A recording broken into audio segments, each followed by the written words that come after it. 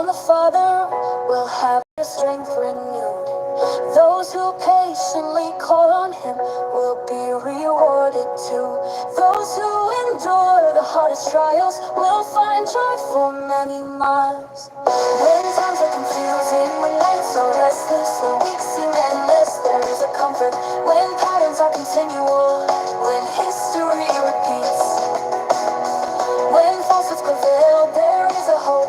When things are frustrating, when spirits are low and tensions are high, there is a peace.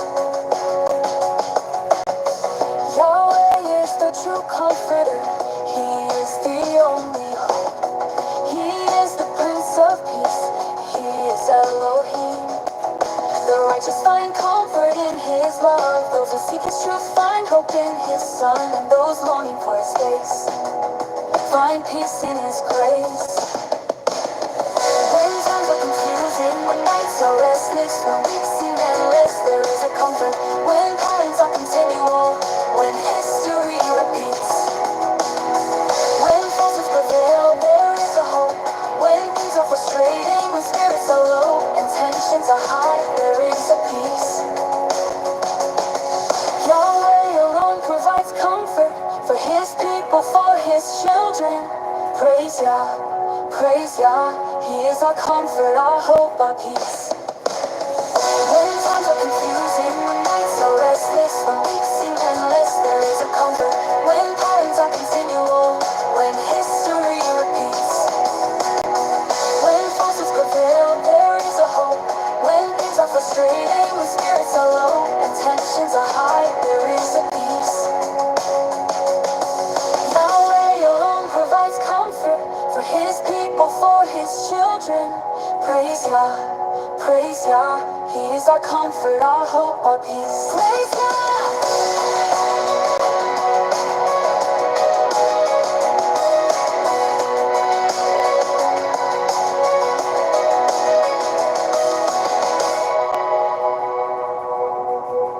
Yahweh alone provides comfort for His people, for His children. Praise Yah, praise Yah. He is our comfort, our hope, our peace. Praise Yah.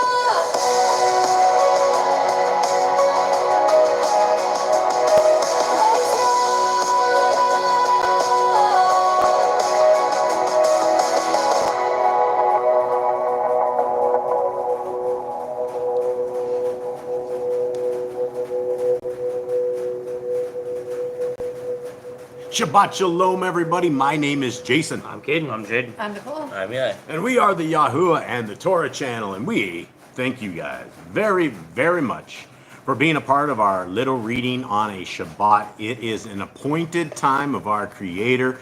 And it is a good Shabbat. I hope that you guys are all blessed. I hope that you guys are all enjoying this day of rest and not doing what the Gentiles do, which is go out and shop and work and do the Gentile raging things that they always do. So with that, everybody, much love to every single person out there. Cade, will you please open us up in prayer? First and Father, we thank you for this day, and we thank you for, once again, your day you have appointed for us, the day you've given us, the day you knew. The humans need a rest, that they should not work all 7 days, so you gave us a day, you set a point, you said you would be our Elohim, we would be your people, and we look forward to that. We look forward to the kingdom to come. We ask that as we continue in your Torah, that is counted righteousness, that you count it to us and you remember us in the days of trials and tribulations, and that your Torah and your words today are sanctified, that the Ruach is on our eyes, on our hearts, and our souls to understand your word. In Yeshua's name, amen. Okay, all right. Good morning, much love. I guess it's maybe good evening to some of you guys out there. It is good afternoon to us down here in Central South America. Jade, will you please open us up? Hear, O Yisrael, Yahuwah Elohim, Yahuwah is one. And you shall love Yahuwah your Elohim with all your heart, and with all your being, and with all your might. And these words that I command you today shall be in your heart, and you shall impress them upon your children. You shall speak of them when you sit in your house, and when you walk by the way, when you lie down, and when you rise up. And you shall bind them as a sign on your hand, and they shall be as frontlets between your eyes. And you shall write them on the doorposts of your house and on your gates. Absolutely beautiful words that come and tell us a tremendous amount of things. Number one, it tells us that our Creator is one. That tells us our Creator is not three. He is not the Trinity. He is not multiple people, and He's not sitting here trying to trick us and tell us he's the son when he's the father, and the son and he's not the father. You know, it's one of these things that we have been tricked. We have been tricked, a lot of us, and we are in what I believe is the apocalypse.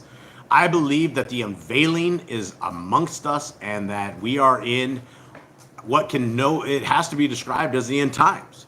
And so it is in these end times that a lot of people will just open their eyes, and all of a sudden, all this religion rhetoric, all this garbage that they hear in a satanic religion, all of a sudden their eyes pop open and they decide that they absolutely want more than this less than lukewarm version of something that has been given to us in all of our scriptures.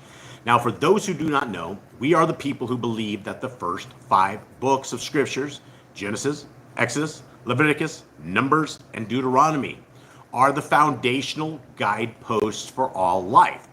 They are, in these books, it contains the words of wisdom, it includes the words of great instruction, and it tells us about a people who are different than the rest of the world. And if you look at the rest of the rest of the world is pretty sick. It's pretty foul right now. It is getting worse and worse and worse. And the people have been tricked. The people have been tossed from side to side, to and fro. They think one guy's going to make America great again, while this other bumbling guy is just going to lead them to hell. When all of these things, the left side and the right side, are all the exact same bird. Nobody realizes that we are in a full-on head steam to a new world order, to a way that is something that is far away from the ways that we are supposed to be living. We are told that we must live under the Torah. That, in fact, it doesn't say we must live, but it says if you want to be children of the Most High, if you want to be protected by Elohim in a way that is supernatural and spiritual, then we do that by being loyal and faithful to the individual who was loyal and faithful to us. Now, we have been given extreme loyalty and extreme faithfulness because we have been created in a good way. We have been given great instructions. We have been given the first 5 books of scriptures, and we've been told that if you want to be my children, then you must keep them. But you will see people that goes, oh, the laws are dead, they're on the cross, they don't matter. And you will bring up a verse like Matthew 7, where it very clearly says, our Messiah, those who call him Jesus Christ, Jesus tells everybody to go to hell. Now, the Christians will have their eyes, and they'll start crossing their eyes about now, and their eyebrows will be lifted up. They're like, well, Jesus never tells us to go to hell. He's a lovey-dovey guy that's going to be on this great bus of rapture. It's going to take all of us disobedient, bad children to a great, wonderful place where we can live out the rest of eternity as being bad children. Now, if that doesn't sound normal, it's because it's not normal. Those have been lies that have been invented by this so-called bad word, our religion people. And these people in religion, they do not give a rip about your soul. They give a rip about your 10% that you're pulling out of your wallet every Sunday, and you're unbiblically giving it to a bunch of liars that are in these pulpits that are deceiving the rest of the world. And if your preacher says the laws are gone, and then they go to Paul to reiterate exactly what it is, then your preacher is demonic. He's a Satanist. Now, that may upset some of you guys, but let's just say, for instance, that if you know the words of our Creator and you go against them like your daddy Satan, then that makes you a Satanist. I know those are hard words to hear, and nobody wants to hear that, but there is no easy road to the kingdom. There's no way that is just some raise your hand at 8 years old and you're going to be accepted. That all of this mumbo jumbo that salvation cannot be pulled or ripped away from you, that's clearly disputed in Matthew 7, along with all the other scriptures that very clearly say that the road to the kingdom is paved in Torah law keeping.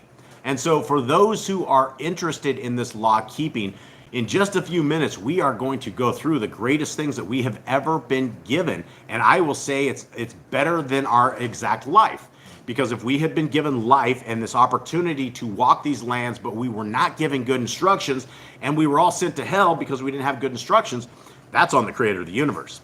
But since we have been given good instructions, we have been given the way forward, and we reject it, then this is on us. So we want to be those people who are not the devil's people. We want to be people who are loyal to our Creator and to His ways. And so, Miss Nicole, will you please shout out our brothers and sisters who are out there? All right, we have Candy and Ruby, excuse me, Sarah and William, Walk in His Ways, Charles, Rebecca, Jeremy and Callan, Heidi, Joanna, Razul, Elizabeth and Andy, The Judge, I'm scrolling, Rick, Jeannie Not of This World, America's Silver Patriot, Lando Milka Honey, that's a new one, so welcome.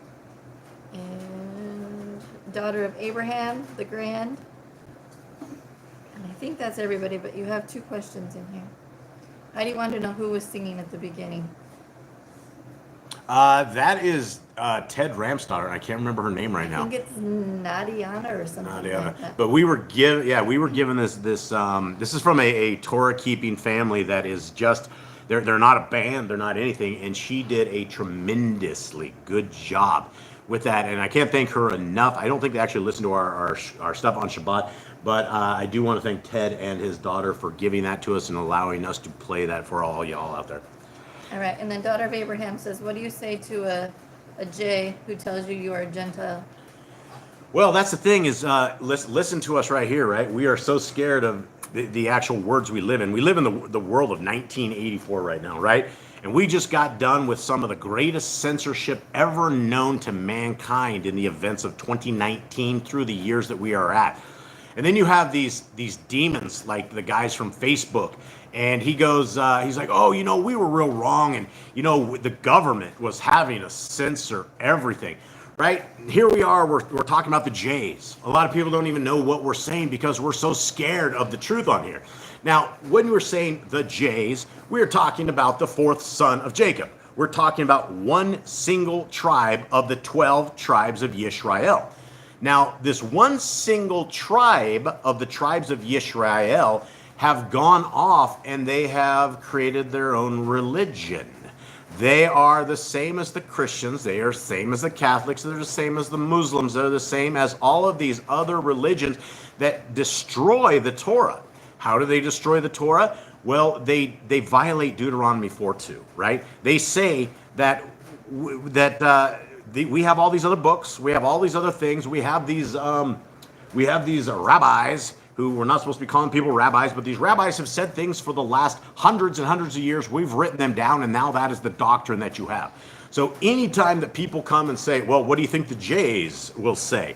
Well, the Jays will say whatever it is their religion has programmed them to say. It's the same thing as what the Christians have been programmed to say, right? The Jays, the Jews, the ones who we talk about, I've talked to the rabbis before, and I've talked to those who are just, they fall under the umbrella of Jews, and they call themselves that. And I talked to a couple gals at this market that we have, and these girl Jews are exactly like the Gentile Christians. They don't know anything about their religion. They have not studied their scriptures. So I was very, very disappointed when I was actually talking to the I thought we were going to start talking some shop. I thought we were start talking about the tribe of Yisrael and all this stuff. And these guys didn't even have a clue. They knew about the northern tribes of Yisrael who went into captivity. And the only reason they knew that is because in their Orthodox religion, they pray for the lost tribes of Yisrael 3 times a day. So they weren't very astute. They weren't very understanding. They don't know the ways and the laws of our Creator. And it doesn't matter what religion you get to. Every single religion is satanic. Think about that. Think about it. Give me one single religion out there. You guys can pop any religion in there and we can simply discuss this. And if you go against the laws, statutes, and commandments of our Creator, then by default, you are doing the work of your daddy Satan. And we wouldn't want to do that. And so you could say whatever religion, what do we do when these guys say you're just Gentiles? Well, the thing about that is the Jews, by their own actions, have made themselves Gentiles as well. Number one, we have a commandment by our Messiah. Actually, it's not a commandment by our Messiah, but he reiterated, and it is the second of the greatest of the commandments that we love. Well, we love our neighbors as ourselves, and the very first one is that we love Elohim, our Creator, with all our heart, with all our mind, and with all our soul. So inside the world of Jays, inside of Judaism, You don't have these things because you will label an entire group of people as the Goyim, as the Gentiles, and you can rob, you can beat, you can rape, you can pillage, you can do whatever you want to somebody who's outside of their religion. So that is counterproductive to the actual Torah. We don't have instructions like that. We don't know of people. We know that we're supposed to separate ourselves from the world. But the thing is, you're not going to know who your brother and sister is unless you give them the time to actually come into Torah, right? We walk by people every single day that are definitely not our family because they don't keep Torah. But there's always the opportunity that somebody will open their eyes and they will take that breath of life, which is the Torah, and they will see something in it that you see and be very, very excited. So when people are saying, well, one religion says you're one thing and one religion says you're another thing, every single religion is satanic. And again, until somebody can show me a religion that's not satanic, I will stand by that. And boy, that makes people cross their eyes and makes them very, very upset about that whole thing. But it is what it is, right? If you're not walking the Torah life, if you're not walking the good instructions of our Creator, by default, you're walking with your daddy Satan. And we don't want daddy Satan, right? We want daddy Yahuwah. So hopefully that will answer that for you guys in that. And hopefully we don't get kicked off YouTube because they love their friends. Okay, continuing on, what we are going to do right now is we are going to go through these laws, these statutes, and these commandments. Now, these are the good instructions that we have been given, that you have these satanic religions and they say they're not good. And the first time a religion says, oh, the laws are dead, bam, right out of the gate, satanic, bam, stamp that thing, satanic, you don't want to deal with these people. Oh, and you know, that's the thing is everybody wants the laws on the cross, but nobody knows why they want the laws on the cross, but they know that these laws are not for them and they're for the old people, the people of old. Those people who want to be God's chosen people, that's crazy, right?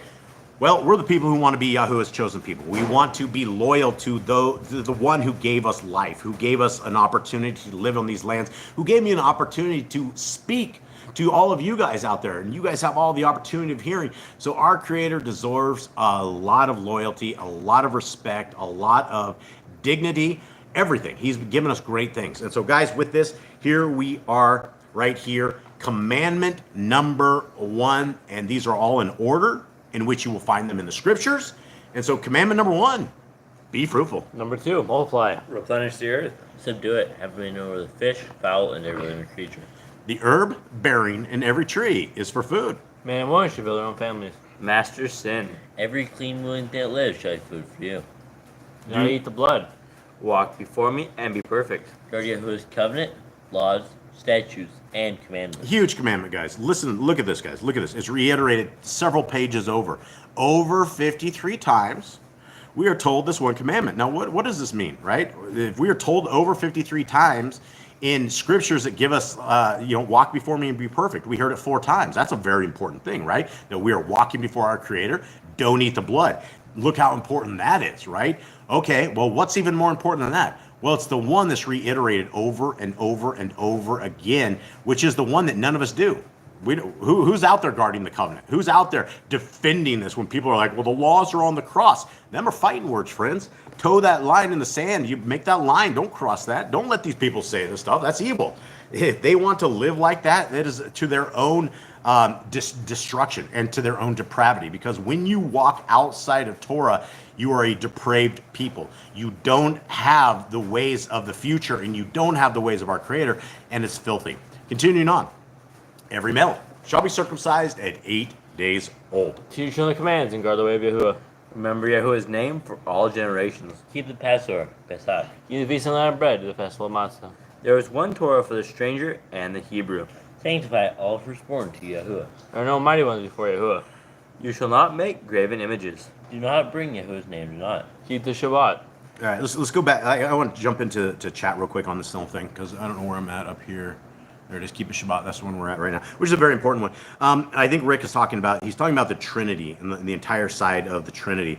And yeah, is that when Messiah was on the cross, he was talking to somebody, right? He wasn't talking to himself. He was talking to his Father. When he was in the Garden of Gethsemane, when he asked his Father if it is his will to take this away from him, he's not sitting here and contemplating to himself if he wants to do this or not. He had already decided that if this was Messiah's will, and he had a way out of this, he wouldn't have done it, right? It was something that he saw in the future that was a very, very bad thing. So when and you see this all the time, and even people on this channel will come and they still think that the Creator and his Son are the exact same entity. Now, when we have the entire story of Isaac, and we had Abraham that was told to take his only son up to the top of the mountain and kill him, right? That's the same thing that our Creator did for us. It wasn't Abraham going up to commit suicide on top of a hill, right? He didn't tie his feet, he didn't lay on this thing, and he didn't stab himself in the neck and call it a sacrifice. What he was told to do was to take his only, what he considered a legitimate son, to the bloodline of what was promised to him, and he was told to take him up there. Now, people get very, very confused because we have this story. We have this precedent of a father and his son, and the father having to take out his son. And the thing about it was, our Creator did not make Abraham do that, right? Abraham was willing to do that. He was going to sacrifice his son, but he didn't end up having to do that. But this is where our Creator literally had to do that. He didn't get off the hook. Messiah Yahushua didn't get off the hook. They ran this all the way to the fruition of the will of our Creator. And so it's very important that we get the deity of our Creator. If you're okay having the Creator of the universe die at the hand of his created entity, and for 3 days, our Creator was out of commission, right? Who's running the universe? Who in the world's running the universe when they killed the Creator off, right? Was it 3 days of just madness, or was it literally the Son of the Most High killed in the way that his Father allowed him to be killed? So it's very, very important that we get this. There's something else. What else do we have in chat here? Just above that one. Yeah, and then coming, a lot of these, where's Jeremy's thing on this? I think I saw that. Where he says we are grafted into Yisrael, and it says all throughout Scriptures a mixed multitude came out of Egypt and was grafted in. That's something everybody should very much understand, is that this is not a black thing, white thing, red thing, yellow thing, whatever color of skin you have. This is no such thing like that. When anybody brings up so-called racism, that is all satanic. That is something that has been man-made. That is something used to divide and conquer. That is something that everybody thinks that the color of your skin matters about anything at all. And there's literally these angry black Jews. They call themselves angry black Jews. I don't know if they call them that, but they call them the Hebrew guys. And they will sit there in the street corners and they will tell you, because you are white, that the entire race was about the white people or the black people. And I mean, you have on the other side of the gambit, you got the white folks, and they're like, well, the black people obviously aren't in on this stuff. But going back to when everybody was exited out of Egypt, right? When there was close to 1 million other people that were not Hebrews. The smart Egyptians are the ones that came out of Egypt, right? They sat there and they looked at all these plagues. Everybody's dying. The firstborns are all dying. They look at what is happening and go, you know what? I think that's a good Elohim right there. I think we should keep with him. And they all left. They left Egypt. Egypt was in a state of shambles and rambles and destruction. And so you had a mixed multitude. You had all the different colors, all the different beliefs, all the different stuff. And guys, these people that came out of Egypt were all shaved head, straight up raging pagans. They loved many, many gods. They had all these different things. And when they came into the understanding, into the camp of Yisrael, in which all you had to do was to obey the laws, statutes, and commandments, and you could jump yourself into one of these tribes. And that is how the entire introduction of this went.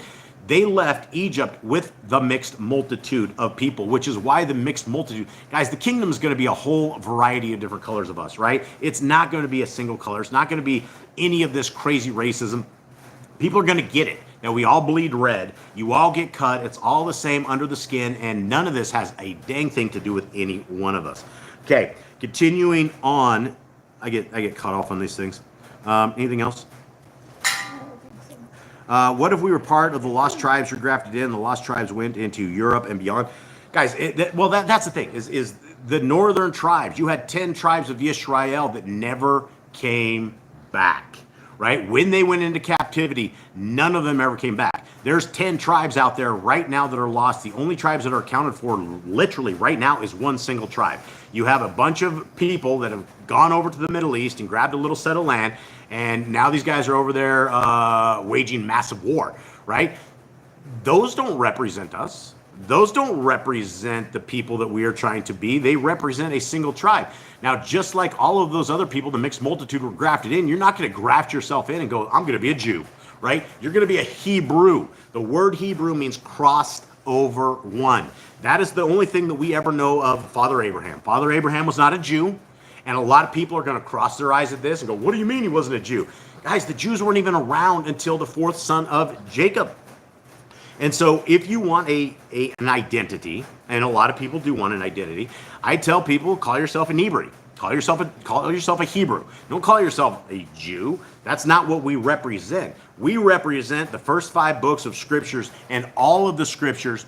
But if somebody's adding to anything and we don't know it, it seems foreign to us, then they're not our people. They are not the people of Yahuwah. The people of Yahuwah stick to the book, and we really stick to the book. 5 books of scriptures along with all the other scriptures, but we don't add 200 other books to it and call it the oral Torah. And inside the oral Torah, guys, you have stuff like the Kabbalah and the Zohar. You're dealing with black magic, mysticism, all of this other stuff. When they came out of Babylon, these guys were not holy rollers. Guys, these guys were all sorts of druids. They were all sorts of warlocks. They had all sorts of this stuff. And it isn't what people think they are. They're different. Okay, now let's continue on before I get out too far in the weeds. Okay, anything else? No. Okay, we just did keep the Shabbat. Very important command. Honor your parents. Do not kill. Do not break wedlock. Do not steal. Do not make false accusations against your neighbor. Do not covet anything of your neighbors. Do not make an altar from rock that will touch. Do not go up the altar by the steps. If a man steals cattle, he shall restore it 5 times. Yahuwah's laws for criminals. Do not lie with beasts. No sacrifices to other Elohim. Do not charge your ruler interest. If you borrow, return to him before sunset. Do not curse the ruler of your people. Do not eat what is torn of any beast. No false report. Do not follow a multitude of evil. Do not judge righteously against the poor. Bring back your enemy's cattle if you find it going astray. Help the animals of your enemy. Stay away from rumors and gossipers. Take no bribes. Do not oppress a stranger. Love the stranger. Give your land rest in the 7th year. Do not mention any pagan names. Keep the feast of Yahuwah. Do not cook your goat in his mother's milk. Obey the messenger Yahuwah sends before you. Do not bow down to other Elohim. Serve Yahuwah. Make no covenant with other Elohim or outsiders of the land. Do not make use of anointing oil on a normal person. Do not make use of perfume on a normal person. Do not eat the fat. Do what you say you're going to do. Return what is your neighbor's. Obey Yahuwah's dietary laws. Women's time of separation. Obey Yahuwah's hygiene laws. All right, hold on. Keep the Day of Atonement, Yom HaKippurim. Okay. So, daughter of Abraham, how do you honor parents who were sexually, physically, emotionally abusive? Well, it's one of these trips, right? It's one of these long roads of, well, I mean, there's a lot of stuff, right? And a lot of this is you talk to anybody, and I guess the key to ever getting rid of this, and again, these are hard things, right? These are very, very hard things to deal with. A lot of us have come from a very abused places in relationship, and people are like, oh, just forgive them. And sometimes that's really, really hard, right? Sometimes, for my mom, it took 25 years before I ever started, like, literally calling her again, even like going. And I came out of an abusive childhood, or little tougher than normal stuff. It literally took the majority of my adult life before I even had, and I didn't even have a desire to even talk to her. It's one of these things that once you escape out of this stuff, a lot of times we don't want to look back, and we don't go there. But I will tell you, after 25 years of really having zero to little contact with my mom, it was about maybe 4 or 5 years ago that I decided that I wanted to get some information, because I'm kind of a mutt out there. I never had a dad. In fact, I have multiple dads, and so I don't even know who my dad was. But I was trying to get some more information before she keels over. And as we started talking, she's we started chatting, and it was over the last 4 to 5 years that we ended up with, I guess, as close of a relationship as you can possibly get with somebody who was, as a child, an abuser. And, I talked to a lot of guys in prisons, a lot of guys that, 25 years ago, they did some incredibly heinous stuff. And I mean, they murdered people, stuck them in trunks, drove them off the side of cliffs. I mean, there's just some crazy stuff. But a lot of things that I talk about, and as I'm talking to these guys aren't the same people that they were 25 years ago. They aren't the same dude and the same kid and the same times and the same people that went and would do a kind of thing that they did. And a lot of us, my mom isn't Torah based. She was a hardcore Christian. There's no rules and regulations of our Creator. I was raised as a straight up raging Gentile. So it took me, again, 25 years to ever come to the point where I had enough respect. I couldn't even talk to her. I made my wife deal with her for the majority of my life. And now that I'm talking to her, it's a lot different. But I had to go through forgiveness phases of my own. I had to realize that maybe I didn't know everything that I thought that I knew back in the day, that maybe some of the beatings were probably warranted. And I'm not saying all of you guys that got beat, anything's warranted, but I'm just saying there's a lot of things you can consider after having a lifetime of growing up and doing that. So as far as coming back to any of this, number one, if you have the hate and the resentment of the evil that was done to you in the youth of your years, which is very, very hard to get rid of, you're never going to find that relationship. And your parents don't necessarily mean that you have to like them per se, right? I'm just, and that's a lot for a lot of these people that abuse us and use us over the years. And we're supposed to love our neighbors, and it's when we were told to love our enemies, and a lot of our enemies have done damage that has lasted us an entire lifetime. So it's all about prayer, it's all about time, it's all about healing, it's all about forgiving, it's all about looking at these people when they were a different people than what they were. And so once we get past that, and once we start basically living our own lives and understanding the way it is, it becomes a lot easier to forgive those who have done us damage. And I will tell you, from a health standpoint, it's easy to hate people, right? It's really, really easy to be able to go to bed and not like people and just have that grudge, that anger that you have set apart for these people, because they probably deserve it, right? Who would injure children? What kind of people would ever do the kind of evil that has happened to us? But you know what? They're not the same people. And there is repentance. There is something, and a lot of us can't be saved. A lot of us grew up under very excruciating circumstances, and we will carry this stuff to our graves. But if we want health to be better for us, it's about letting go. It's about taking those that abused us and tortured us and left us where we didn't want to be, in a state of hopelessness and helplessness. And it's about moving on. And when we can do that, and when we can try to forgive, and we can try to bring some sort of a world of clarity, it helps. But it's hard, guys. It's really, really hard. It's nothing easy. And again, 5 years ago, I would have not been able to even come up with any kind of answer whatsoever, because I didn't have an answer. I completely, what I would say, hated my mother. It just was what it was. But now, every single week, on Fridays, I call my mother, and we have an hour-long conversation, and we chit-chat, and life has been, better for her and myself. And she's very happy I call, and I guess that is what it is. So we'll continue on with this. Let me see. I'm reading chat here. Jeremy says you can honor them by asking for forgiveness for them and pray they repent. You do not have to go around them, but we shouldn't wish evil upon them. That's his opinion. Yeah, and that is very, very true, right? I mean, people are not the same as they always were, and the circumstances that we ended up in, an abusive, whatever it was, a lot of times that comes and goes, and a lot of times we were only in the middle of this, and I guess forgiveness is the best thing. Going back to the health perspective of it, is my blood pressure in my life and everything was way, way, way better when I let go of all of the evil, when I let go of all the stuff that was just holding me down, with the reason that I had to hate my mother. When I let that go, that fixed my health. And so there's something to be said for all of that, in the fact that we are only destroying ourselves by allowing the evil that happened to us back in the days to continue to attack us.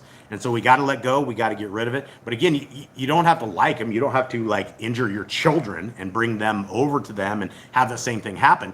Obviously, it's a progression. And I don't know if I addressed that right, but let's continue on. Okay. Here we go. Anyone? Next. Keep the Day of Atonement, Yom HaKippurim. Do not uncover the nakedness of your family. Do not take your woman's sister for wife. Do not lie to the woman her uncleanness. You shall not sacrifice your children to Moloch. Do not be a sodomite. Be holy. Do not reap the corners of your field, and you shall not glean your vineyard. Do not deal falsely or defraud your neighbor. Do not lie or be a liar.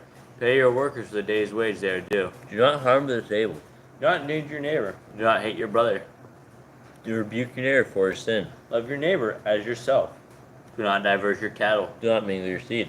Do not mingle linen and wool. Do not lie with the taken woman. Do not eat the fruit of the trees for 3 years. Do not practice sorcery. Do not round your beard at the corners of your head. Do not cut yourself for the dead. Do not get tattoos. Do not prostitute your daughter. Do not defile your temple. Do not consult a medium. Respect your elders. Have correct weights and measures. Do not walk in the manners of the nation. Keep the feast of first fruits, Shavuot, Omer Count, and Pentecost. Keep the feast of Coat. Shemini Atzeret. I think you. Yeah, trumpet. Keep the feast of trumpets. If you blaspheme the name of Yahuwah, you shall be put to death. If you kill your nearest animal, you must give him another. Repay injury for injury. Honor the Yobel, Jubilee year. Confess your sins to Yahuwah and repay you trespass against. The law of being an Nazir. Wear easy on the four corners of your garments. The law is whoever touches the corpse. Follow Yahuwah's law of inheritance. Torah of keeping your oath to Yahuwah. Do not add or take away from the word. Guard your soul. Learn to fear Yahuwah. Let's look at this real quick, guys. Do not add or take away from the word. This is what I'm talking about when we're talking about, like, it doesn't matter if you want to call them the Jays. It doesn't matter if you want to call them the Christians or Catholics or whatever it is you want to do. If there's any religion at all and you read it and their doctrine goes against what we know in Torah, then we are breaking this commandment. When we do Sunday worship, we're breaking this commandment. When we eat unclean food, we're breaking this commandment. When we don't worship on the appointed times that our Creator says to worship on, we're breaking this commandment. And so when men come and try to lie to us and tell us these deceptive things, all the laws are on the cross, right? That doesn't exist in Scriptures, right? This man must be a Satanist. He's lying to me. And if he's lying to me, that means he's lying. And he's also trying to get me to worship other Elohim. Because if you have no laws, by default, your daddy is Ha-Satan.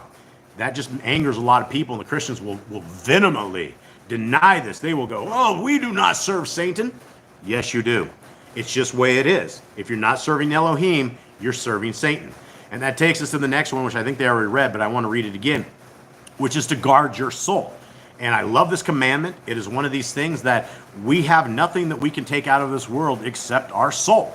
So we have something that we have been given, which is basically the breath of life into us. And at the moment when our Creator has designed us and given us this breath, and He has given us a destination, we have a plane ticket.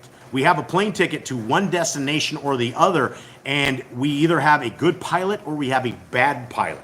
And Ha-Satan will very much be a wonderful pilot all the way to the very end. He will give you the things of this world, and at the end you will lose your soul because we have not protected it, we have not guarded it.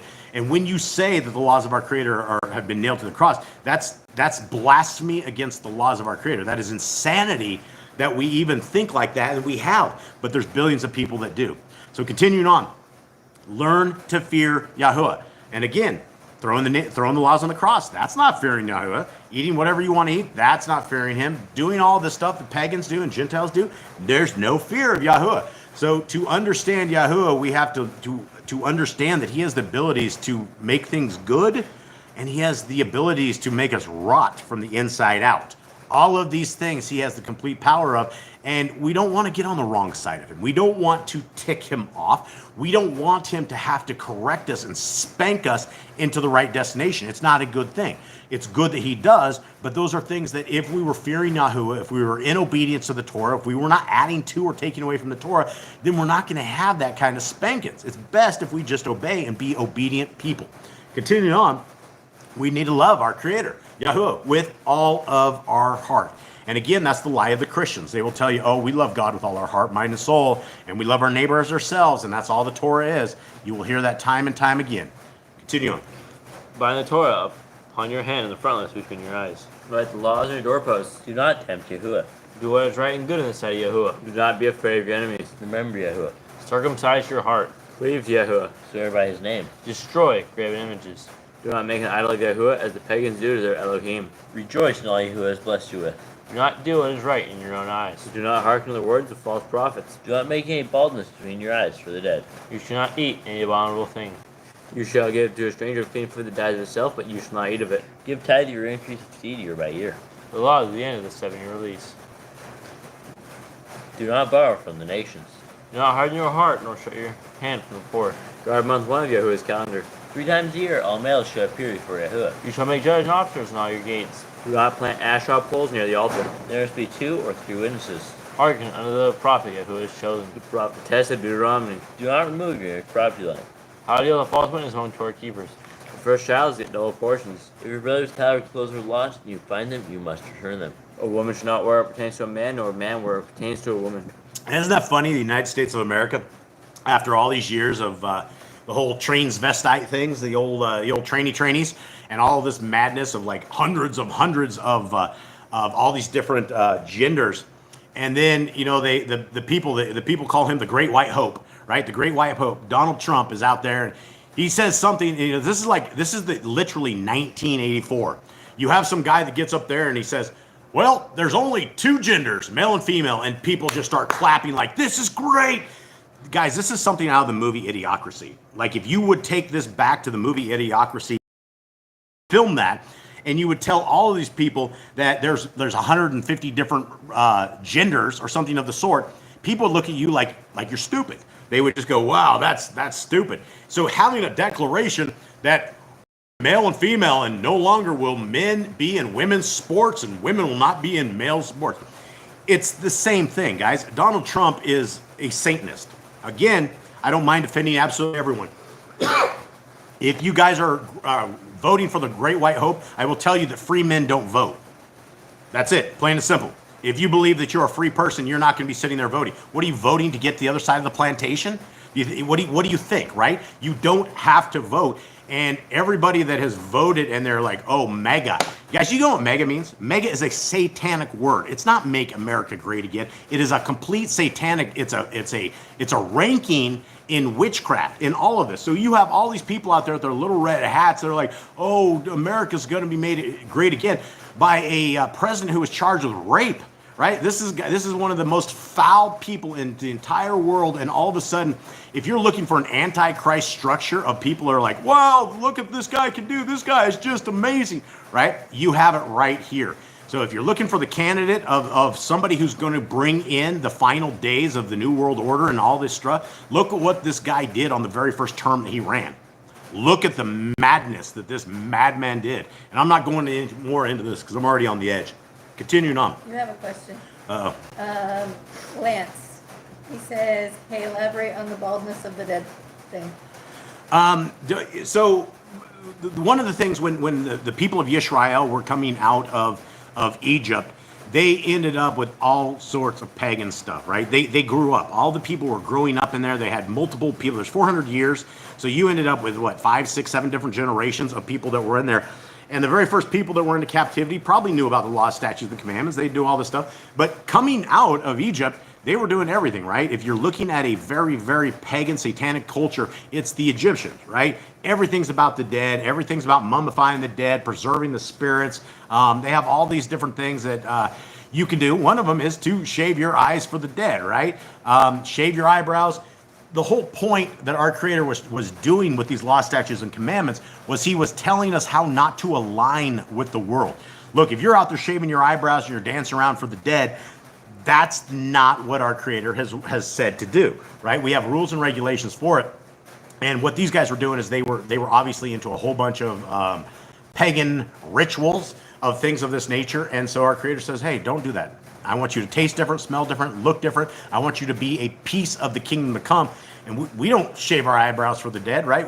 We know that life and death is something that is in the hands of our Creator. And there is definitely a life after this death. And so we're not supposed to fetish on the dead, right? We're supposed to let the dead bury the dead. So hopefully that answers that. Used in the wickedness. Okay, so I'm reading Daughter of Abraham. How do you feel about King Nebuchadnezzar and Jehu being used in their wickedness? Jehu turned after, turned after Overthrowing Jezebel. Jezebel, the current president, compared to them. Okay, so guys, what you're talking about, this is the same thing. Our Creator absolutely uses the hand of great evil to maintain His will, and that's the thing. You know, everybody is wants to get really North America is it's funny being in North America because everybody in North America actually thinks they're free.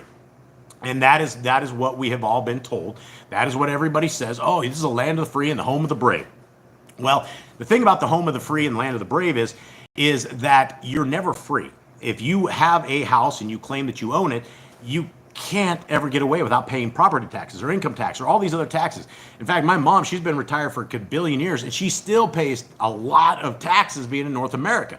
More taxes a year than I make my entire life being down here in a year. It is incredible the amount of money they have to pay in there.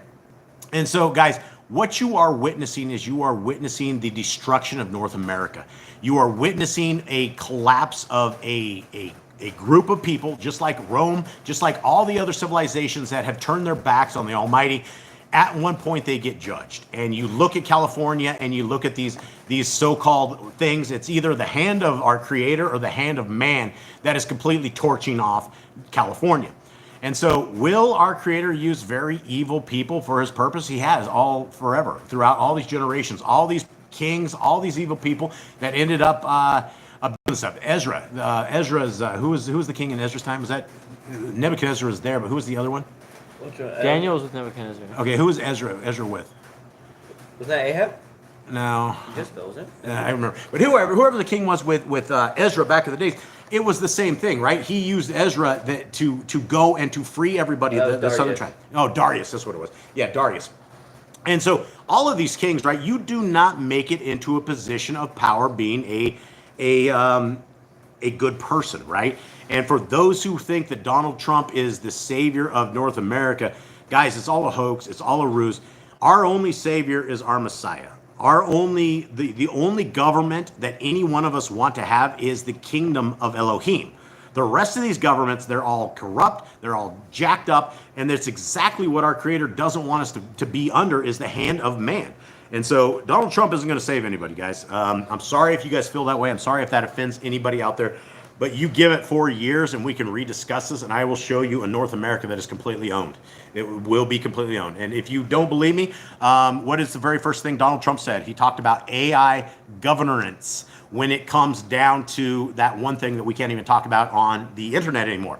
And so 2 days into this, he already decided they were putting $500 billion into an artificial intelligence thing that is going to do how do I say this so I didn't get kicked off? I can't even say it without getting kicked off. But anyway, you're going to have a medical treatment that AI makes the treatment for after 48 hours. So they're going to take a drop of your blood and they're going to screen you for cancer, and they're going to make that little serum, the potion, and it's going to fix you, right? This is 2 days into his presidency, guys. You are watching the New World Order take fruition and run amok. It's not going to get any better, guys. This is why we absolutely, without a shadow of a doubt, we need to be in Torah. We need to be doing the ways of our Creator. We need to be ready for when there's any saving that need to be saved, that the people of Elohim, they'll call upon us. Okay, continuing on. I've definitely got out in the weeds today, guys. Sorry about this. Let's do it. Yeah, so anyone? Where are we at? Find a bird's nest with the mother and the babies, or eggs, take the babies, but not the mother. If you build a new house with a flat roof that they lived on, you must put a railing around it. Do not be a prostitute. Do not use dirty money. Law of divorce. Do not take a person's millstone for a pledge. If you lend your brother to not enter his house to see a payment, you must bring it to you. Return his clothes before sunset. That was his pledge. Do not oppress a hired servant that is poor and needy. Every man shall be put to death for his own sin. Do not go back to the forgotten sheep in the field, they are for the stranger, fatherless, and widow. Do You not don't- muzzle your ox when he treads out grain. If your brother dies and has no child, you shall take his wife and name the firstborn after your brother. At the end of 7 years, you are to read the Torah at the Feast of Sukkot, Feast of Tabernacles. Okay, there we go, guys. These are the most controversial things ever because you have billions and billions of people in thousands and thousands of religions that say they're no good for anybody. So if you have everybody saying these laws are no good, wouldn't we want to be on the other side of it and go, wow, I think these things make a lot of sense. Okay, so here we are, guys. We are heading back into the Torah. For those who have not been reading with us, we read out of the Torah and we also read out of the Basora. Right now, as we cruise through scriptures, as we learn them and read them and operate from them and write them on our heart, mind, and soul, Jaden or anybody, give me a breakdown of where we are at to this point right here. Hit it, Sam. Okay, so we are in the book of Numbers. We are numbering people. We numbered the children of Israel to go out of the army. Then we numbered the Levites, and we are numbering a whole people. And last week we learned some more commands, like if a man gets jealous and thinks his wife has cheated, what to do? You take him to a priest and make him drink some dusty water. And if they swell up, they have cheated. But if they don't, then there's going to be some problem in the house.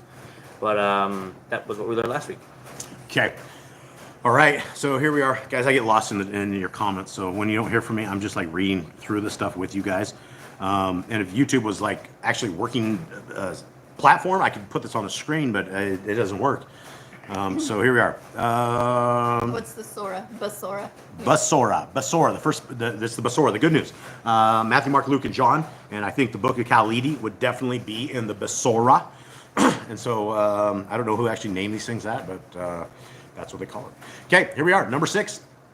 And Yahuwah spoke to Moshe, saying, speak to the children of Israel and say to them, when a man or woman separates by making a vow of a Nazarite to be separate to Yahuwah, he separates from wine and strong drink.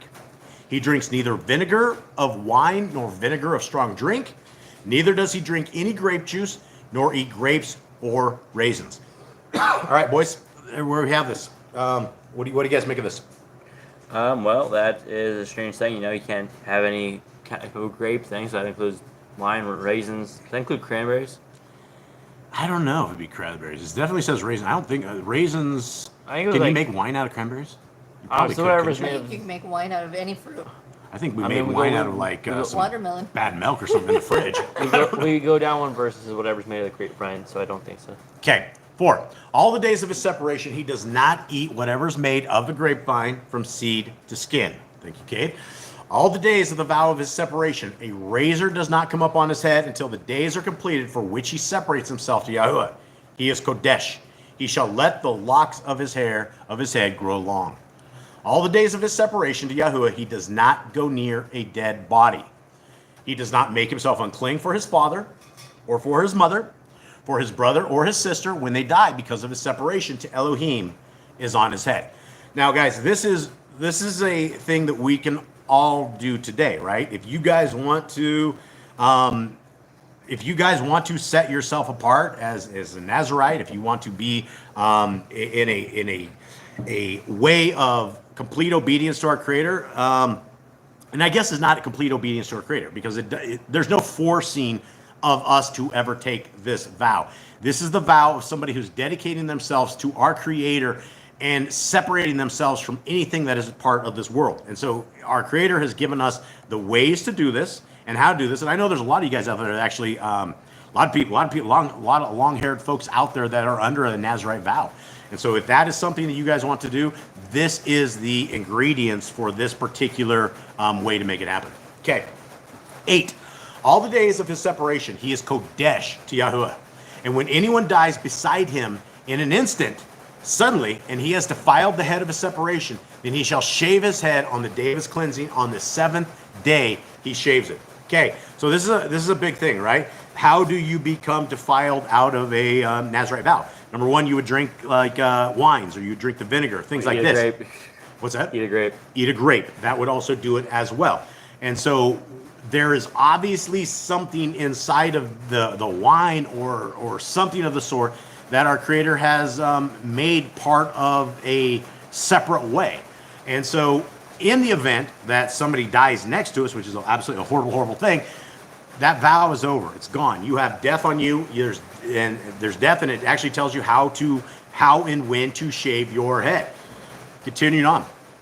And on the 8th day, he brings 2 turtle doves or 2 young pigeons to the Kohen to the door of the tent of appointment. And the Kohen and the priest shall prepare one as a sin offering and the other as a burnt offering. and shall make atonement for him, because he sinned by reason of the dead body, and he shall kodesh his head on that day, and shall separate to Yahuwah the days of his separation, and shall bring a male lamb a year old as a guilt offering. But the former days are not counted, because his separation was defiled. Now, there's a lot of reasons why we would want to get into this, why we would want to set ourselves apart.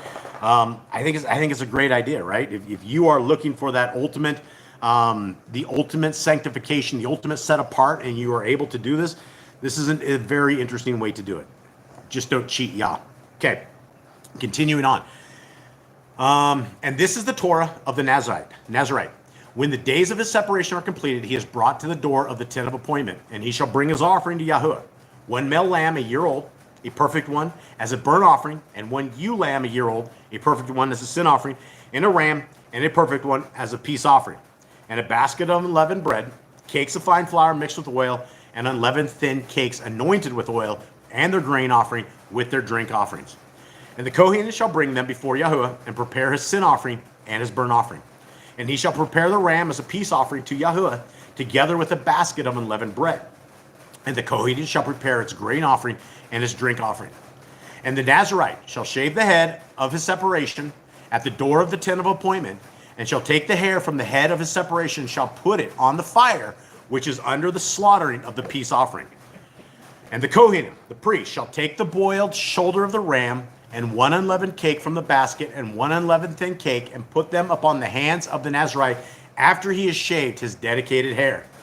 Then the Kohen shall wave them a wave offering before Yahuwah. It is Kodesh for the Kohen, besides the breast of the wave offering, and besides the thigh of the contribution. And afterwards the Nazarite shall drink wine.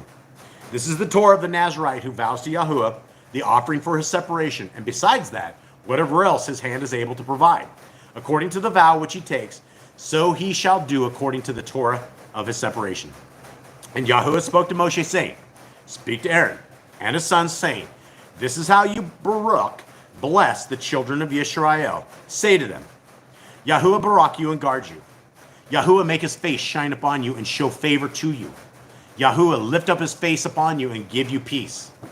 Thus they shall put my name on the children of Yisrael, and I, myself, shall barak them. Amazing. Amazing, amazing, amazing. So these are, we hear two very incredible things in this chapter. One is essentially how to separate ourselves in the proper way, that we are far different than the rest of those all around us. And then we learn an amazing blessing. And the blessing that our Creator has given through the hands of Moshe is a beautiful blessing. And I know that a lot of people don't bless people very much anymore. And I think it's something that our Creator absolutely cares about his blessings. And you can see throughout scriptures that those who are blessed, things happen, right? Abraham, Isaac, and Jacob, you could still see, even under them, the hand of our Creator that has blessed those that are coming out of the loins of Abraham. And so when you come into Torah, when you walk with our Elohim, when you become one with the kingdom people, then you will receive a huge amount of blessings. It doesn't mean that life is going to be easy. In fact, I always tell people that if you're a Torah keeper, put your dukes up, right? Because you have offended the most vile demon of all, which is Hasatan and his minions and all these people that by their own will hate the hand of our Creator. They hate his ways. And so when you love the ways of our Creator, you've made yourself enemy number one. So number one, guys, we are here as a testing ground. We are here to prove ourselves that we aren't going to drop, that we're not going to stop, and we're not going to be disloyal to our Creator, even when adversity, death, destruction, homelessness, when it comes to us, these are the times that we celebrate, that we thank our Creator that he gave us an opportunity to be on these lands, that he gave us an opportunity to be one of his people, and we just ask that he will walk with us through all of this. So it's very important, guys, that we are able to walk with our Creator, and he has given us this path. And all of these scriptures that we read, it only confirms the good road that our Creator has given to us. And it also confirms the bad road, why we would not want to be a Gentile, why we would not want to hang out with them.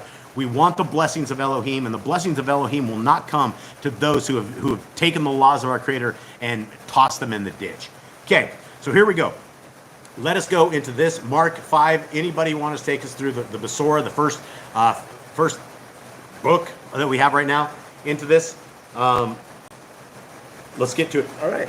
All right, so we are in the book of Mark. We went through Matthew and we learned the whole life of Messiah, where he went on teaching, healing, casting out demons, angering the Pharisees to the point where they despised him. They put him to death because of what he taught and they went against what they believed. Now we're in the book of Mark. He met John the Baptist, and then he went and decided to start teaching. He went and started teaching, found disciples, and now he's been teaching in parables, and his disciples don't even understand it yet, but he has teach them and helped them. And now he has been healing people as well, and we're learning more parables. Yeah, I want to jump back up to daughter of Abraham. Is it against Torah to wear a natural hair wig and or weave? Or is it permissible to wear synthetic hair according to Torah? I don't think there's anything in Torah about that. I don't think we have a single, I don't think we have anything. I don't think we have any kind of instruction or any kind of guidance. Do we know of anybody in Scriptures that had a wig or anything of the sort? I don't think I so. don't think so. I don't think we have any kind of precedence at all. But I don't think it's a problem. I according to Torah, I mean, Yah, forgive me if I'm wrong, but we just don't have any kind of guidance in there. So I would say that I don't think that would be a problem. Guys in chat, if you guys find something else out there, toss that in there. Definitely enjoy talking to you guys here in the chat. Yeah, exactly. And Lance says this is not even a micro dot compared to eternity, and he's right. And this is what I keep telling my brothers and sisters on death row, because when you start talking to the brothers and sisters in chains in the prisons of the United States of America, there is no hope in there. Most of these guys are simply waiting on a date that they're going to pump them full of some sort of death serum, and they're going to die at the hands of the killers. And so what I tell all of my brothers and sisters in chains, even though it's really hard for them to hear this, is that this world is but a vapor. When we are in eternity and when we look back at these little 120 years that we have been given, it's going to be a breath. It's going to be like, whoa, that came and that went. But for all of us, I mean, we struggle sometimes during days, weeks. This week is so long. This days are so long. Is this month ever going to end? Is we ever going to be out of this? Will the afflictions ever stop coming? And the answer is yes. It will absolutely stop coming. And at one point, we will take our very last breath in this realm, at which point we are going to go to the day of accounting, and we're going to learn where we go from there, which is why it is very, very important that we align ourselves, our hearts, our minds, our souls to the Torah, to our Messiah, the one who came and did it for us, the one who's going to be leading this kingdom to come, the one who's very much qualified, using his dad's ways, his dad's Torah. That's our leader. And so very, very important. Yeah, and I'm not saying, I don't think, like on the hair thing, I'm not saying anything about like if you are like doing the Nazarite vow. I was just stating that if somebody goes completely bald and you want to put on a wig, I don't think that's a problem. I don't think it's against Torah. We don't have any kind of instructions or any kind of guidance as far as that goes. Now I'm sure the Jays, inside of their 200 and some books, I'm sure they got all sorts of stuff, because they have stuff like women shouldn't speak in an assembly, which is why you have Paul. Paul gets very confused in a lot of his letters. He's writing to people who aren't us, to civilizations that aren't us, to little ecclesias that aren't us, about questions we didn't answer and we didn't ask. We aren't looking for answers. But he says a lot of the things like that, and we've never heard of the Torah that women shouldn't speak in an assembly. That would defeat everybody, even in chat, right? It would be crazy. Why would you limit the daughters of Elohim to not say a word? But when you get into the Jays, that is absolutely, without a shadow of a doubt, part of their doctrine, and that is where you had Brother Shaul, and Brother Shaul was one of the biggest Jays there was, right? That guy had the Torah memorized along with the other 200 books, and so he knew everything. And when you have that kind of doctrine in you, you sometimes get confused, which is why Paul writes all sorts of stuff. Paul writes crazy stuff. He writes stuff like you can't be a widow. You can't be a qualified widow unless this and this happens. You have to have references to be a good widow. None of this stuff goes in Torah. And so those who understand Torah, when we read the first 5 books of Scriptures, and that becomes our foundational guide, then we can read whatever we want to read, because then the red lights plop up, things like, I'm like, oh, this isn't good. And when you start reading other books of the Apocrypha, stuff that we have not included in Yah Scriptures, there's a lot of funky stuff. There's a lot of these extra pseudo books that are very, very Christianized, that are obviously not part of the original text. And We just got to be a student. All right, here we are. Let's get into this. Yes, that's why. Well, that's why Paul was talking about hair coverings and talking about all sorts of stuff like that. So hopefully, Egyptians likely invented the wigs. Yes. Let me explain where Apostle Paul took that from. Okay, gotcha. All right, here we are, guys. Mark 5. And they came to the other side of the sea, to the county of the Gardaenes. And when he came out of the boat, immediately there met him out of the tombs a man with an unclean spirit, who had his dwelling among the tombs. And no one was able to bind him, not even with chains, because he had been bound with shackles and chains, but the chains had been pulled apart by him, and the shackles broken in pieces, and no one was able to tame him. All right, guys, we get a lot of stuff about unclean spirits. We get a lot of stuff about demons that we don't get in the Basora or in the Tanakh. We don't hear about demons that often. We know of their existence. We know that they are out there. But unless you would read the actual Apocrypha, and particularly you have books like the Book of Enoch, there's a couple other really, really good ones in the Apocrypha that tell us a lot about what are these things? What are these demons? What are these things that attack us? And for those who do not know, the demons that attack us are the sons and daughters of the Watchers. The Watchers were the messengers, the angels that were assigned to watch the men on earth, and they became enamored with the women. They thought that the human women were all very, very much beautiful. They fell in love with them. They all made a pact that they would go into the women, that they would have kids by them. And so you had an entire genealogy of this. First, you had the Watchers and the humans, and they created a group of people called the Nephilim. The Nephilim bred, so you had basically giants. Those giants bred. Then you had the Nephilim, and then you had the next set of people, which are called the Iliad. So you had at least 3 or 4 generations of these giant beasts, and these things kept getting bigger and bigger and bigger until these things started eating men. There was nothing left on earth. They were violating the animals. They were violating the men. The men were about to be wiped out, and these things were just monstrous. And people are like, well, that sounds a lot like Greek mythology. It's exactly where it came from. All of this Greek mythology, it's more than likely completely real, and these were the things that were going on. So in judgment, our Creator told his angels, the good angels, Raphael and Uriel, those who were taking care of them, to bind all these Watchers. But the judgment that the Watchers had to endure is they had to watch a civil war, and all of their offspring for generations and generations and generations kill each other. That was the judgment, and they had to see that before they were put into their place of doom. So all of these things that died, they didn't have souls like humans. They weren't built in the same way that humans were. It's not set. So now you have all of these entities that died, and there's no place for them except to roam these lands and to attack us and to be these unclean spirits that are haunting all of us, that are haunting you, me, all the people back in the day. They haunted this guy right here who is so strong that he's able to break chains off his arms. Right? And this is probably at the expense of his own body. This guy's probably just hammering these chains on his wrists, on his legs, until they break. And so the unclean spirits aren't just things that pollute our mind, but they obviously pollute and give extracurricular powers to those they've infested.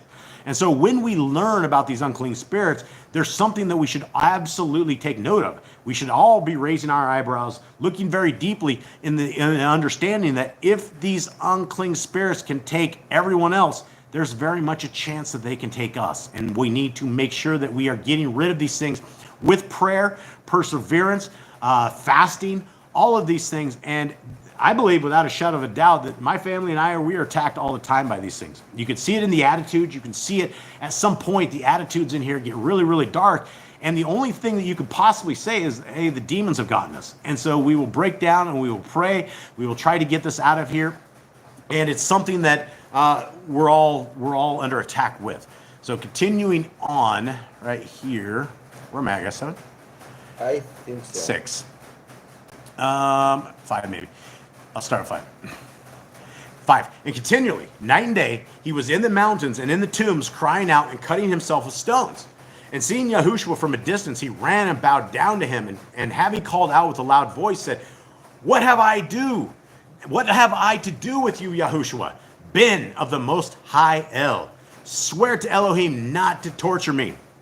Okay, so this demon knows more than 95% of the religions out there, right? You live in a religious system that they believe that the Father and the Son are the same individuals, and this demon just broke the Trinity by himself. No other words, right?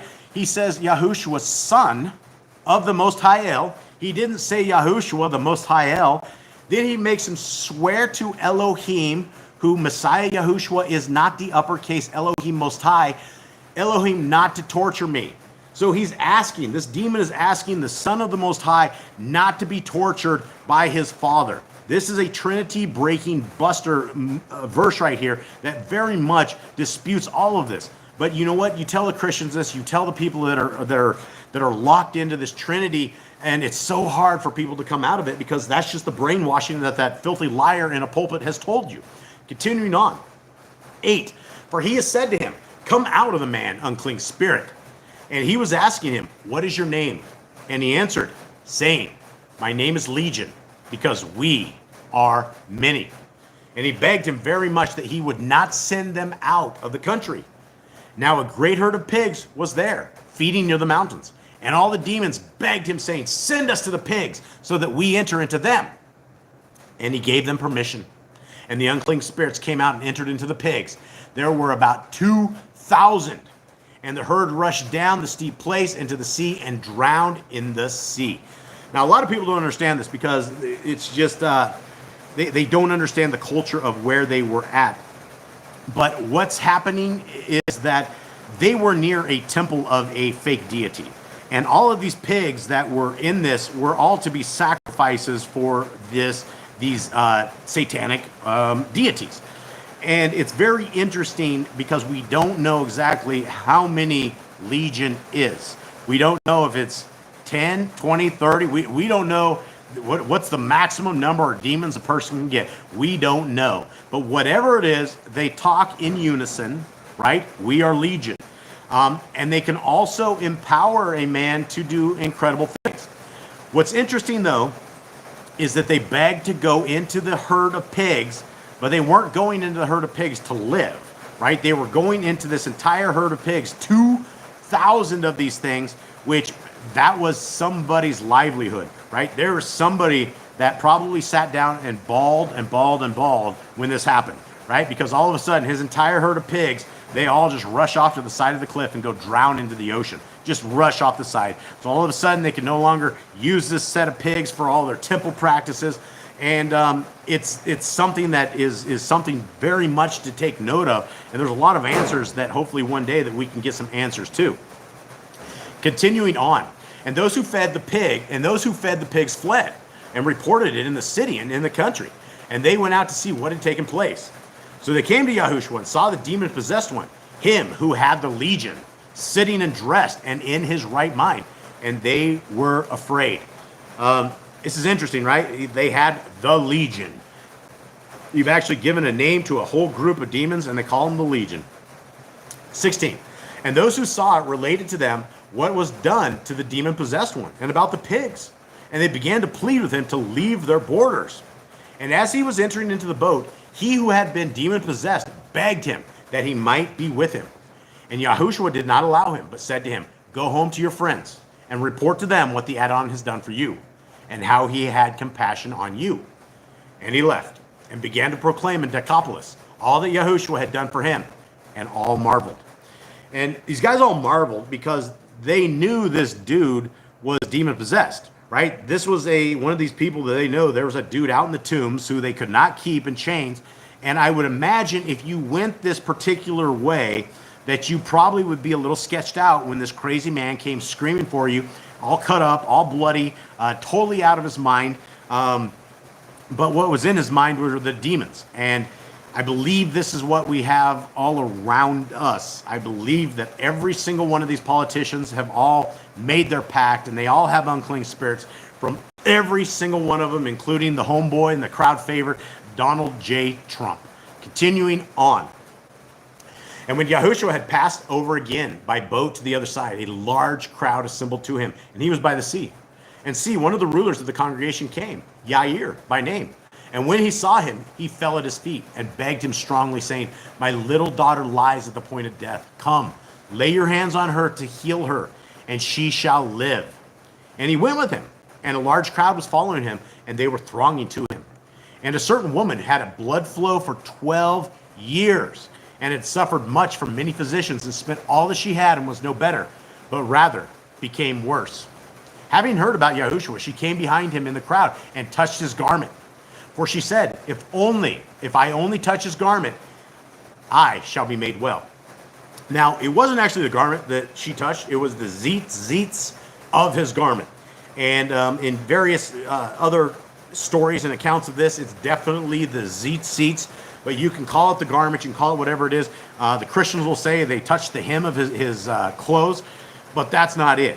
Because if we understood that this woman grabbed the zeets of our Messiah, then people should cross their eyes and wonder why our Messiah had zeets on.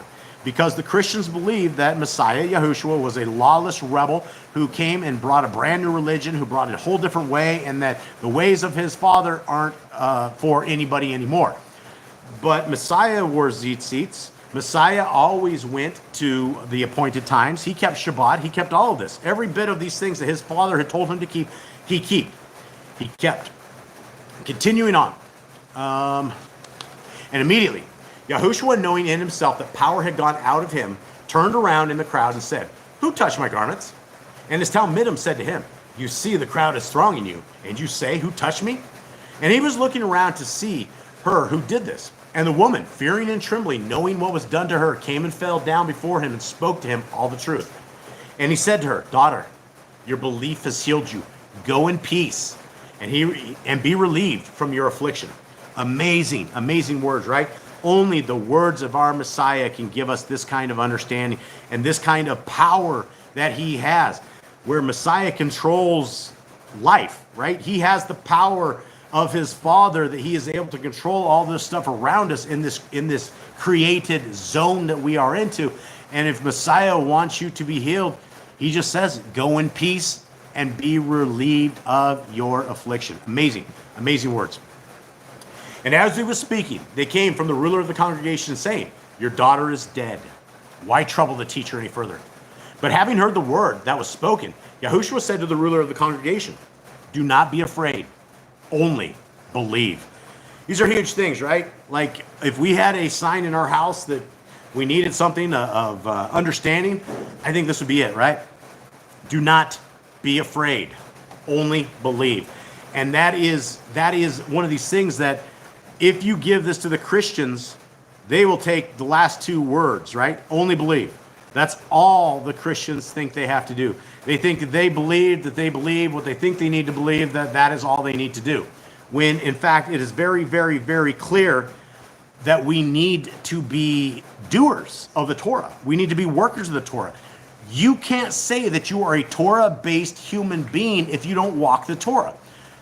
Living the Torah, walking the Torah means that you live differently, your life is differently. You would never be seen with unclean food. You would not be seen worshiping with the pagans. You would never have a wreath over your house. You would not have Thanksgiving Day crap that's all over the place. You would not look like the pagans do. So what do we need to do?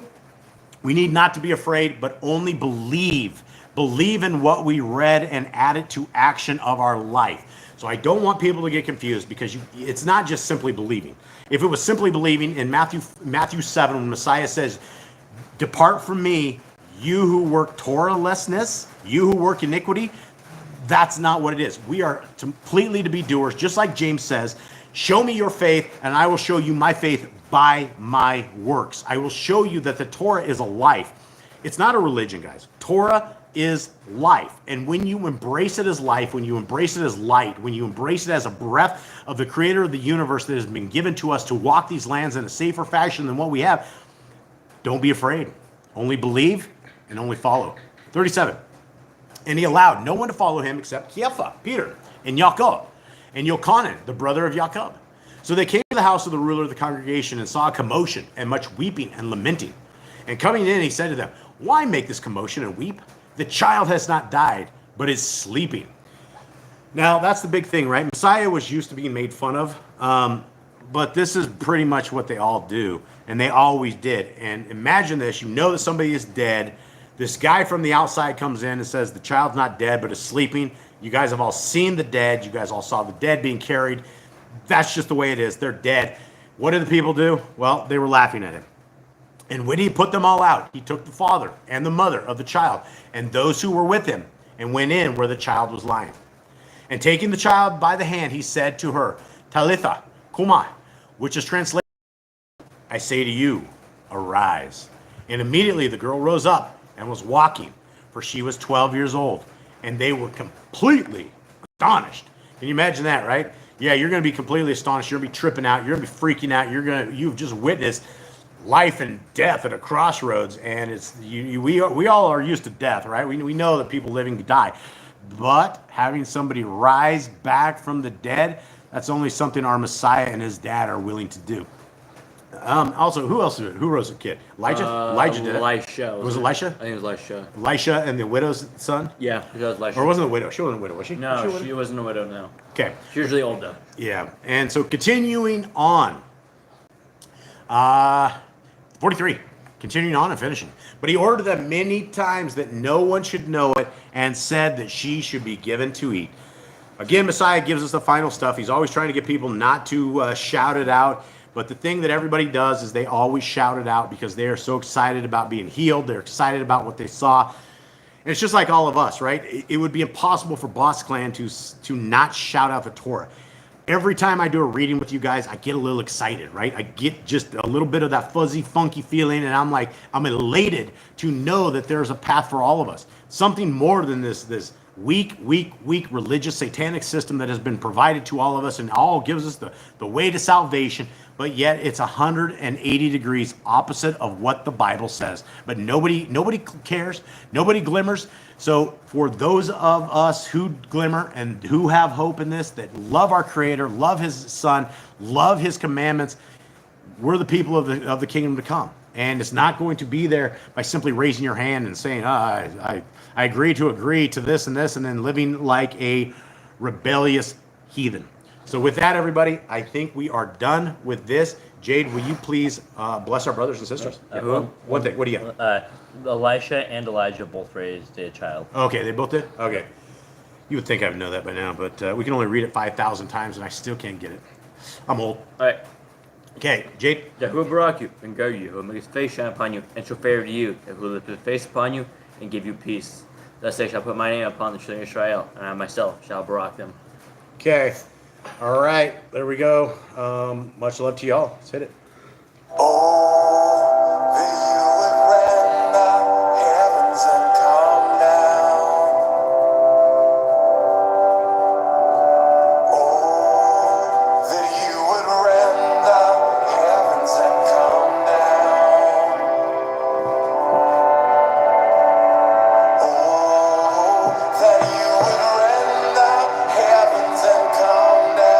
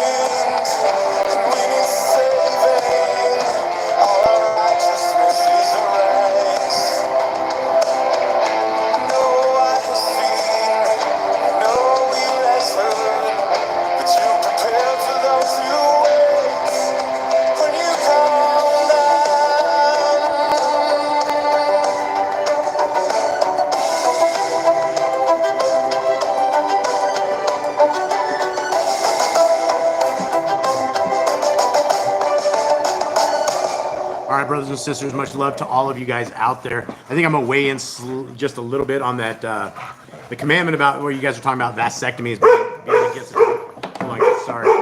Hold on. Got to fight the dogs.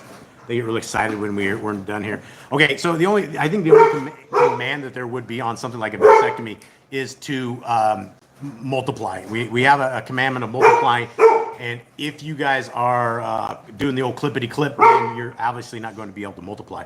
I don't think there's any other commands other than that. So, guys, I hope that you guys have a wonderful day. May Yahuwah bless you and keep you. May His light forever shine on you. May the grace of His ways and may the Torah forever be a part of your life, and may Messiah Yahushua forever be your leader in the kingdom to come. We love you all. Much love to you all.